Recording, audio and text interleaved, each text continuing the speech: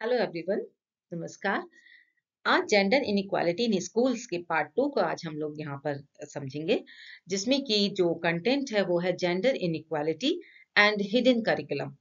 ये implicit curriculum के रूप में देखा जाता है, यानी कि अव्यक्त पाठ्यक्रम। इस वीडियो का कंटेंट जो है वो है, सबसे पहले तो हम समझेंगे हिडन करिकुलम की ओरिजिन क्या है, हिस्ट्री इसकी समझेंगे, then meaning of hidden curriculum, important features of hidden curriculum, inequality through hidden curriculum and uses of hidden curriculum for the development of gender equality और gender inequality in classroom and school management, then role of teacher to bring gender equality। चलिए आगे बढ़ें। Curriculum concept को समझने से पहले आइए ये जानें कि इस वर्ड का ओरिजिन कहाँ से है और इसकी हिस्ट्री क्या है। हिडन करिकुलम के बारे में जो स्टडीज है उसमें पी पोर्टली, एप्पल और जॉर्डन की स्टडीज इस फील्ड में ये बताती हैं कि हिडन करिकुलम का फर्स्ट यूज जो है वो 1960s के दशक में हुआ, जो कि जैक्सन के द्वारा किया गया।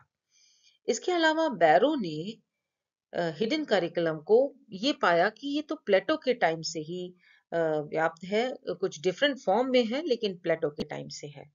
और क्रॉनब्लेथ, जिनका की वर्क हिडन करिकुलम पे काफी ज्यादा है, उन्होंने जॉन डीवी की कोलेटरल लर्निंग को हिडन करिकुलम के तरीके से रिजेंबल किया है।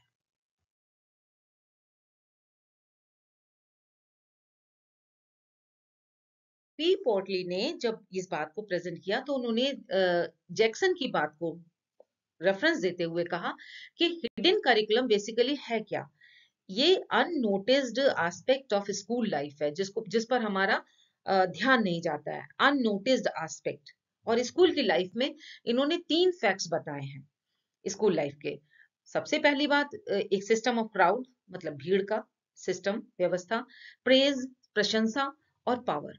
ये कहते हैं कि ये तीनों कलेक्टिवली, जब तीनों एक साथ, कि पावर, ये भीड़ की व्यवस्था कैसी होती है और प्रशंसा किसकी होती है, यहीं पर हिडन करिकुलम का कंसेप्ट, ये कलेक्टिवली ये तीनों चीजें हिडन करिकुलम को प्रेजेंट करती हैं, छिपा पाठ्यक्रम कहलाती हैं। तो विद्यालय में अगर संतोष पूर्वक कार्य करते हुए प्रत्येक छात्र और शिक्षक को इनका नॉलेज होनी चाहिए कि ये सिस्टम ऑफ क्राउड क्या है, प्रेज क्या है और पावर किसकी है। देखते हैं। हिडन करिकुलम को अलग अलग समय पर बहुत लोगों ने अलग अलग नामों से भी प्रेजेंट किया है। देखिए कुछ और नाम, जैसे अनस्टडीड करिकुलम, अपठित पाठ्यक्रम, अंतर्निहित पाठ्यक्रम, इम्प्लिसिट, अव्यक्त भी कहते हैं इसे, इनविजिबल यानी अदृश्य पाठ्यक्रम, अनरिटन, इसको कोई मेंशन नहीं किया जाता है कि ये भी सीखा जाएगा, तो अदृश्य पाठ्यक्रम है।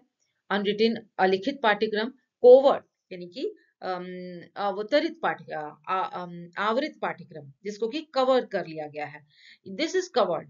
एक होता है एक्सप्लिसिट जो कि ओपन है, अनकवर्ड, लेकिन ये कवर्ड है, वो छिपा रहता है, लेकिन फील में होता है कि ऐसा ऐसा डेवलपमेंट आना चाहिए, but still it is not mentioned anywhere.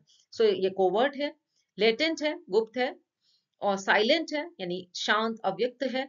By product of school, ये शिक्षा का उप उत्पाद है, यानी कि शिक्षा से तो जो कुछ भी डेवलपमेंट होता है, साथ में जो जो तौर तरीके, जो वैल्यूज, जो कस्टम, जो काम करने के तरीके, वो जो सीखे जाते हैं वो भी इसी से आते हैं। फिर what the school does to people, people के लिए, यानी वो समग्र जो व्यक्तियों के लिए विद्यालय करता है, वो सब चीजें छिपा पाठ्यक्रम कहलाती हैं।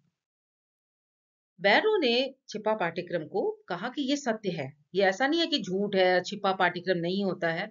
ये विद्यालय जो छात्रों को प्रत्यक्ष अनुदेशन और सचेत शिक्षण के अतिरिक्त विभिन्न विधियों से प्रभावित करता है, और सभी छिपा पाठ्यक्रम के प्रत्यय को सत्य सिद्ध करते हैं। ये सारी चीजें, जैसे हम डायरेक्ट क्लासरूम टीचिंग कर रहे हैं, हम प्रत्यय समझा रहे हैं, ये सब चीजें अलग हैं, लेकिन अपने स्कूल के बहुत सारे ऐसी चीजें हैं जैसे हिडन है, तौर तरीके, बातचीत करने का लहजा, उठने बैठने का तरीका, ये सब छिपा पाठ्यक्रम के माध्यम से, कुछ पेंटिंग्स, कुछ सज्जा, ये सारी चीजें हिडन करिकुलम है, और जो विद्यालय इंटेंशनली बच्चों तक पहुंचाते हैं। कि बैरो ने भी इसी तरीके से छिपा पाठ्यक्रम को पूरी तरीके से ट्रू माना है, सत्य माना है। यहाँ पर चार बेसिकली चार तरीके की यहाँ पर एक जो कंसेप्ट हिडन करिकुलम है उसकी चार बेसिक फाउंडेशन या हम कह सकते हैं फंडामेंटल जो कंसेप्ट्स हैं वो सामने आती हैं। पहली बात ये कि ये अनऑफिशियल है और एक्सपेक्टेशन है, चाहते हैं ये चेंज बट अनऑफिशियली, तो इम्प्लिसिट है और एक्सपेक्टेड मैसेज है, हम अपेक्षा करते हैं ये चीज पहुंच जाए बट बिल्कुल छिपे तरीके से। दूसरी बात इसमें अनइंटेंडेड लर्निंग आउटकम, जिसमें कि हम पहले से विचार नहीं करते कि ये लर्निंग आउटकम आएगा, तो अनइंटेंडेड लर्निंग आउटकम या मैसेज छिपा पाठ्यक्रम होता है। तीसरी बात आती है कि ये अराइज कैसे होता है, from the structure of schooling, छिपा पाठ्यक्रम विद्यालय की संरचना से उभरता है और क्रिएटेड बाय स्टूडेंट्स, ये भी छात्रों के द्वारा ही निर्मित होता है। लगातार छात्र एक दूसरे से एक से next generation, next to next generation, ये छिपा पाठ्यक्रम आगे बढ़ता रहता है। हर साल इसे विद्यालय को इसके लिए विशेष कुछ करने की आवश्यकता नहीं होती है, बल्कि ये छात्रों से आगे संचारित होता रहता है। जेंडर इनइक्वालिटी और हिडन करिकुलम, अब बहुत सारी चीजें सिखाई जाती हैं, तो इसमें जेंडर इनइक्वालिटी, जितनी इनइक्वालिटी समाज में व्याप्त है, वही पूरी इनइक्वालिटी जेंडर हिडन करिकुलम के माध्यम से स्कूल भी बच्चों तक पहुंचा देते हैं।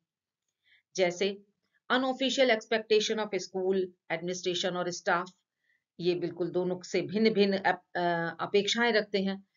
खेलकूद में भेदभाव होना, शिक्षक का व्यवहार कक्षा में, क्लासरूम में अगर बच्चियां जवाब दे रही हैं तो उनसे कम लेना, बॉयज को लगातार टोकना कि आप ये ना करो, आप ऐसे, आप ज्यादा जवाब दो, उनको ज्यादा ध्यान देना, तो ये सब छोटी छोटी सी चीजें होती व्यवहार में, और ये भी हिडन करिकुलम में ही आ जाती हैं। और उससे ही बच्चियां जो है वो इस डिफरेंस को, इस इनइक्वालिटी को एक्सेप्ट कर लेती हैं। चयन करना सब्जेक्ट का, इसमें भी लगातार जो हिडन करिकुलम है वो अफेक्ट करता है। स्कूल इन्वायरमेंट, बॉयज को ज्यादा प्रिविलेज दिए जाना, तो विलिंगली, मतलब कोई ऐसा प्रेजेंट नहीं किया जाता कि ये ऐसा होगा, कहीं लिखा हुआ है ना, सिर्फ अपने आप से ही चलता रहता है कि बॉयज को ज्यादा प्रिविलेज देनी है, गर्ल्स को स्ट्रिक्ट करना है, उनको स्ट्रिक्टली फॉलो कराने हैं रूल्स वगैरह। तो ये सारी चीजें हिडन करिकुलम को विद्यालयों में दर्शाती हैं। नेक्स्ट देखिए, बालिकाओं के लिए प्रशंसा के जब शब्दों का प्रयोग करते हैं तो उन्हें कहना, अगर उसने जरा बहादुरी दिखा दी, अरे खूब बढ़िया मर्दानी है, ये तो लड़कों जैसे लड़की है, और ये तो बोलती है। तो इस सब प्रशंसा के जो शब्द हैं उसमें भी लड़कियों का कॉन्फिडेंस को कम करते हैं कि they if they will do like this they will not be recognised as a girl, बल्कि उनको वो मर्दानी, मेल, लड़का ऐसे कहने शुरू कर देंगे। So such behavior, such type of praise words are also responsible for gender inequality through hidden curriculum. School का स्टाफ का बिहेवियर, डिफरेंस इन यूनिफॉर्म और डबल स्टैंडर्ड फॉर फीमेल, तो बहुत ज्यादा हिडन करिकुलम में आप देखिए, बच्ची अगर अच्छा भी कर रही है उसके बावजूद उससे और भी तरीके के एक्सपेक्टेशंस किए जाते हैं, जबकि बॉयज को पैम्पर किया जाता है, उनकी छोटी से छोटी अचीवमेंट्स को हाईलाइट करके दिखाया जाता है, गर्ल्स को पैम्पर नहीं किया जाता है। तो इस तरीके के डिफरेंसेस हमारे करिकुलम में, हिडन करिकुलम में देखे जा सकते हैं। अब बात आती है कि हम नेगेटिव रोल जो हिडन करिकुलम का, जो समाज चाहता है स्कूल भी नेक्स्ट जनरेशन तक पहुंचा दे, और स्कूल यही काम कर रहे हैं। अब जब अवेयरनेस क्रिएट हो रही है, डेवलप हो रही है, तो क्या जरूरत है अब इसी हिडन करिकुलम को, जो कि नेगेटिव रोल प्ले कर रहा है इनइक्वालिटी को बढ़ावा देने के लिए, उसको हम यूज कर सकते हैं इक्वालिटी को बढ़ावा देने के लिए भी। वो किस तरीके से, देखिए, टीचर्स को स्कूल एनवायरनमेंट को ठीक करें, और टीचर्स का सबसे पहले टीचर्स ट्रेनिंग से ही, gender school and society paper इसीलिए रखा गया है कि टीचर्स को का ही एटीट्यूड ऐसा बनाए, उनको ऐसा रोल प्ले करने के लिए दें कि वो पॉजिटिव थिंकिंग लें और इस जेंडर इनइक्वालिटी को सोसाइटी से एबॉलिश कर देने के लिए बिल्कुल तैयार हो जाएं।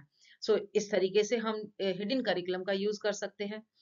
चाइल्ड सेंटर्ड एजुकेशन बनाए, जैसे माइकल शीरो ने कहा कि चाइल्ड सेंटर्ड करिकुलम ये बहुत ज्यादा हिडन करिकुलम से के वजह से अगर हम हिडन करिकुलम के रूप में प्रोवाइड करते हैं तो ये ज्यादा जो चाइल्ड सेंटर्ड एजुकेशन है या चाइल्ड सेंटर्ड जो करिकुलम है वो बहुत इफेक्टिव वे में जेंडर इनइक्वालिटी को भी इरेडिकेट कर सकता है। हिडन करिकुलम को सोशियो और मॉरल डेवलपमेंट के लिए यूज करें। ये लेव वाइगोट्स्की ने कहा कि हिडन करिकुलम इफेक्टिव है किसके लिए? सोशो मॉरल डेवलपमेंट, यानी सामाजिक नैतिक विकास के लिए। अब हम हिडन करिकुलम में ही सामाजिक नैतिक विकास बच्चों को सिखाएं और उसमें भी जेंडर इनइक्वालिटी को इरेडिकेट करें और इक्वालिटी को उन दोनों में उनके लिए शामिल कर दें, तो बॉयज एंड गर्ल्स दोनों को ये चीज बड़ी आसानी से ट्रांसफर की जा सकती है। ट्रेनिंग टीचर्स की तो बहुत जरूरी है, इसमें वो सेंसिटिव बने और अपने रोल को सिंसियरली वो प्ले कर सके, ऐसा उन्हें बनाने वाली ट्रेनिंग होनी चाहिए। अब जेंडर इनइक्वालिटी हमारे टेक्स्ट बुक में, क्लासरूम में और मैनेजमेंट, स्कूल मैनेजमेंट में भी देखी जा सकती है। ये टेक्स्ट बुक क्या होती है? बेसिकली जो पूर्व निर्धारित ऐसा जो पाठ्यक्रम को प्रेजेंट करती हैं वो तो हमारी टेक्स्ट बुक है, और जो उससे संबंधित और गहन जानकारी देती हैं वो हमारी कॉन्टेक्स्ट बुक है। तो टेक्स्ट और कॉन्टेक्स्ट दोनों ही एसेंशियल हैं। Basically school life is book life. School में बुक रीडिंग की ही लाइफ होती है, और जब बुक रीडिंग में बच्चों को इनइक्वालिटी से संबंधित कोई चीज नहीं मिलेगी, इक्वालिटी की ही बात मिलेगी, तो उन्हीं किताबों से को पढ़ने से ही वो छिपे पाठ्यक्रम, छिपे रूप में हमने उन्हें प्रेजेंट भी कर दिया और ये वो उनकी लाइफ में आगे बढ़ गई। तो टेक्स्ट बुक के माध्यम से भी हम ये कर सकते हैं, जैसे उनकी क्वालिटी अच्छी करें, उनके लैंग्वेज स्टाइल ठीक करें, इलस्ट्रेशंस बॉयज गर्ल्स का, लेडीज का ज्यादा दिया जाए, फीमेल का एग्जाम्पल्स दिए जाए, चित्र जो पिक्चर प्रेजेंटेशन है उसमें इनइक्वालिटी को दूर करने वाले पिक्चर प्रेजेंटेशन ज्यादा दिए जाए। तो पाठ्य पुस्तकों से भी हम इनइक्वालिटी को हटा सकते हैं। बेसिकली ये हमारे क्लासरूम में जितने भी जेंडर इनइक्वालिटी है, जो भी टीचर के बिहेवियर से लेकर बच्चों के बैठने उठने की व्यवस्था, उनके लिए जो भी प्रोविजंस होते हैं उनकी व्यवस्था और साथ साथ मैनेजमेंट, स्कूल के मैनेजमेंट में महिलाओं का योगदान कम होना या उन पर उनकी तरफ ध्यान ना देना, इस तरीके की बातें भी बहुत ज्यादा जेंडर इनइक्वालिटी को बढ़ावा देती हैं। तो उसको भी दूर करने के लिए हमें इसमें भी फीमेल एक पार्टिसिपेशन बढ़ाना चाहिए और एटीट्यूड को चेंज करने की कोशिश करनी चाहिए। नेक्स्ट समझते हैं हम role of teacher for social change. अब सोशल चेंज करना है जेंडर इनइक्वालिटी को दूर करने के लिए, ये चेंज है, this is a social change. तो हम एज अ टीचर हम क्या कर सकते हैं? Remove the resistance.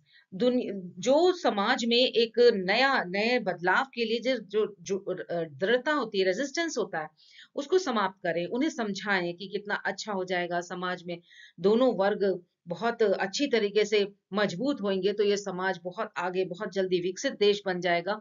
Half population को हम बिल्कुल घर में बिठा देते हैं, उनकी जो क्षमताएं हैं उनको दबा देते हैं, कुचल देते हैं उन्हें, अगर हम उन्हीं का प्रयोग करेंगे तो कैसे चेंज आ जाएगा। तो ये चीजें एक टीचर को समझाना चाहिए।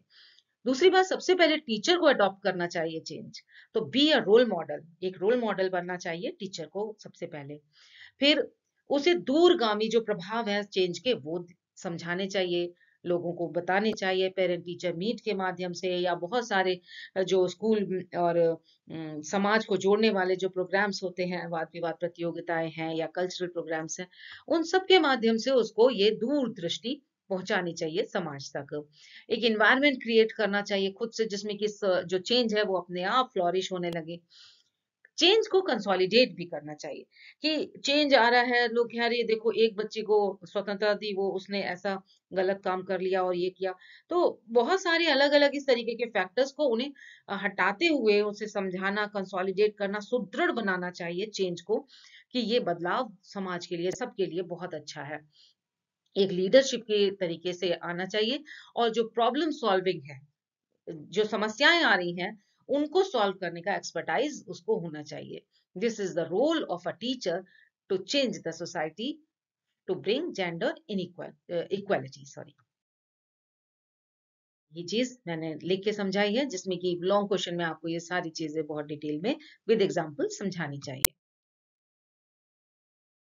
सेम। तो इस तरीके से आज इस वीडियो में हमने जेंडर इनइक्वालिटी हिडन करिकुलम में किस तरीके से और रोल ऑफ टीचर तक समझा।